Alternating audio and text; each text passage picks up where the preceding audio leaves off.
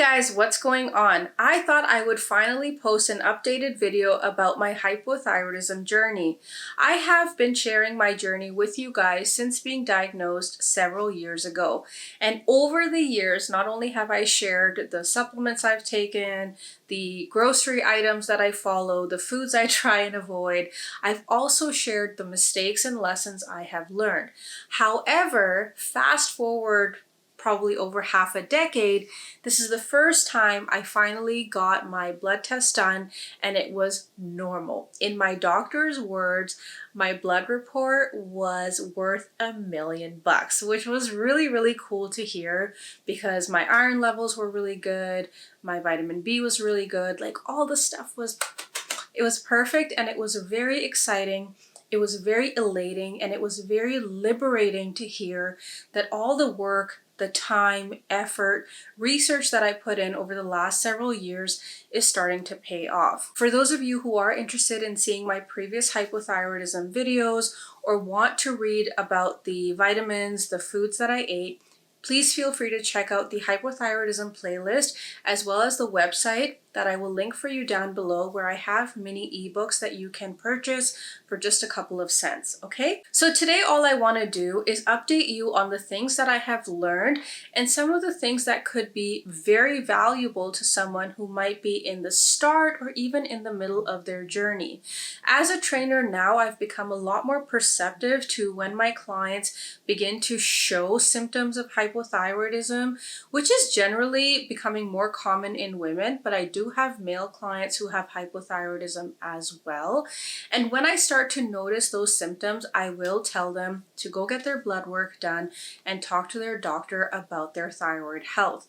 Often it does come out that they are just on the cusp of or cusp past the hypothyroid levels, and this is where we start taking their diet and then their lifestyle choices into consideration as well. So what are the things that I can pass on to you that I feel might be beneficial to you and I wish someone told me years ago? One of the most important things that I learned was the relationship between cortisol and your endocrine system. The higher that your cortisol levels are, the more it's going to affect not only your thyroid, but also the other hormones in your body. This could be your ovaries, your estrogen, your testosterone, man or woman. This can affect weight gain, weight loss, mood swings, libido, etc. And so if you are a woman and you are noticing that you're having very irregular periods, you feel like you have a lot of mood swings, you're stressed all the time, you're feeling anxious, understand firstly where that anxiety is coming from, where that stress is coming from, and do what you can to work on those things, whether it is talking to your friends, your loved ones, whether it's talking to a professional, and try and make sure you're keeping your stress under control as much as possible. It is really important you take your emotional and mental health into consideration, because once the hypothyroidism sets in, so does this state of like depression. Your energy is very low. You are not as motivated as you once were. This was something that hit me really hard when I was first going through hypothyroidism, and I didn't even know it. I was so down on myself. I would feel drained all the time. And that in itself became extremely demotivating. So if you are noticing that your change in mood is happening, or maybe there is a buildup of financial, emotional, physical stress, either from the last couple years or where you're at in your life now, please make sure you bring that into your control as much as possible by getting the right kind of help, by speaking to your friends and family and not internalizing that stress. You deserve to feel happy. You deserve to be healthy.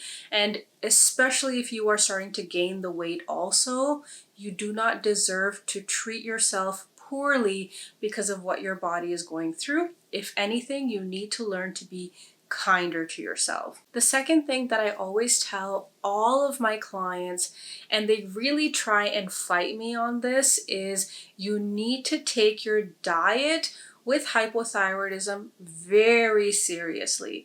It's really important that you avoid foods that are going to have an oxidative effect on your thyroid. You're going to avoid foods that are going to harm your thyroid. They're going to slow down its function even more, regardless of how delicious they are. You can download the grocery list that I have on my website. It is the full detailed grocery list, at least to my knowledge of foods you should eat as well as avoid if you have hypothyroidism. In the beginning, it was really tough to turn away from foods that I was used to eating all the time. And I also made the mistake of becoming vegan, which was a big mistake on its own because I had no education or awareness of how to be a holistically healthy vegan. And so that caused a lot of problems. But avoiding foods that are harmful to your thyroid, they can slow down its function, can be really detrimental to your long-term health. I understand you want to eat pizza. I understand you want to go out with your friends. I get it. I have been there, but do your due diligence and follow that food guide at least 80 to 90% of the time, and understand that over time you will gradually adapt to those changes. Change is difficult, but it's not impossible. But please take those changes into consideration. Next thing that I would say is that make sure you make it a point to incorporate resistance training into your routine. On top of this, set goals of total steps in a week that you want to hit. I tell my clients to try and hit between 60 to 70,000 steps a week. This means you may not hit 10,000 steps every single day, but by the end of the week, you want to have accumulated 60,000 to 70,000 steps. This might mean on a Saturday or Sunday, you go for a longer walk with your friends, especially while the temperature is really nice out. If it's raining, go and walk with your friends in the mall, have a long chat, do some window shopping, but really try and hit those steps. On top of that, there have been a lot of clinical studies that have proven the benefit of exercising for the thyroid. And one of the primary reasons that I came to understand for this was because it allows the blood to flow through the lymphatic system and it drains the lymph nodes. And this is really important for the thyroid function. Now, I'm not a doctor, I'm not a biologist, but this was something that is very important. So movement in itself is really crucial.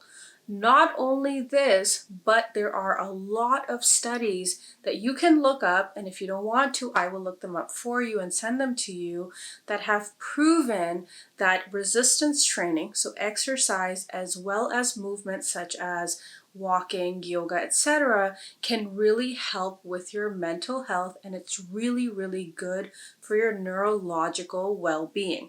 So you can combine these things, and overall, not only will it help uplift your mood, we talk about exercise and the happy hormones, this can also really help your thyroid function a little bit better. The last thing that I will say is that do not attach this concept of having a healthy thyroid or improving your thyroid function with purely just losing weight. This was something that I did, and initially when I was on YouTube during my hypothyroidism years, I kept getting messages from people asking me if I was pregnant. I had messages from hundreds of people every month asking me why I was gaining weight, how could I be a personal trainer and be so fat at the same time. And so it was very tough for me to hear this from people who didn't know what I was going through. And initially, even I didn't know what I was going through. And so the first kind of year that I was going through my hypothyroidism stuff, I really became extremely connected and attached to being healthy with losing that weight as soon as possible. I became really fixated on just wanting to be skinny again because that's what I always was. But that attachment of my health to my physical appearance was very unhealthy for my mental health. It was agonizing. I wouldn't want to take photos of myself, from the neck down. I didn't really want to film content at the time. I didn't feel comfortable going to work. I would always wear really, really baggy clothes. And within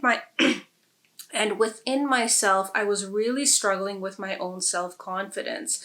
When I began to realize that my body was already going through enough, there was enough happening emotionally, there was enough happening physically, I was punishing myself even more, and I needed to stop doing that. I needed to start rewarding myself for the good things I was doing. I made it to the gym today. I did a great workout. Awesome. Today, I refrained from eating unhealthy food. I did a good job in doing that. Wonderful. I went and spoke to a therapist today. I feel really good about my mental health. So I began to slowly celebrate the things that I was proud of. I began to focus on the moments and the memories as opposed to just the body. And over time, that fixation on just wanting to look a specific way got detached from itself. And over time, I did kind of get my body back, and I started seeing abs and all of that stuff. But even that was its own set of discipline, from tracking my macros, watching what I was eating, keeping my protein intake high, and that came afterward. But initially, the focus was, what can I do today to be healthier? What can I do today to treat my body a little bit better and to get my thyroid to cooperate with me? Whether it was meditation, whether it was therapy, journaling, going for a walk, working out, the attachment became more about feeling good about myself and treating myself better or treating myself well, as opposed to going to the gym and then lifting up my shirt and being like, oh, I'm still fat. And so try not to create this unhealthy attachment with wanting to become healthy. Have a very healthy and holistic approach. Don't get fixated on like temporary diets that you're seeing on TikTok or WhatsApp or Instagram, where you're drinking, ginger water or watermelon juice or clove tea, or I don't know what is going on there, honestly. Just have a well-balanced lifestyle. Do your best to pay attention to the signs that your body is giving you. If you are noticing irregular periods, mood swings, you are noticing stress, pay attention to those things. Pay attention to your food intake and surround yourself with good people.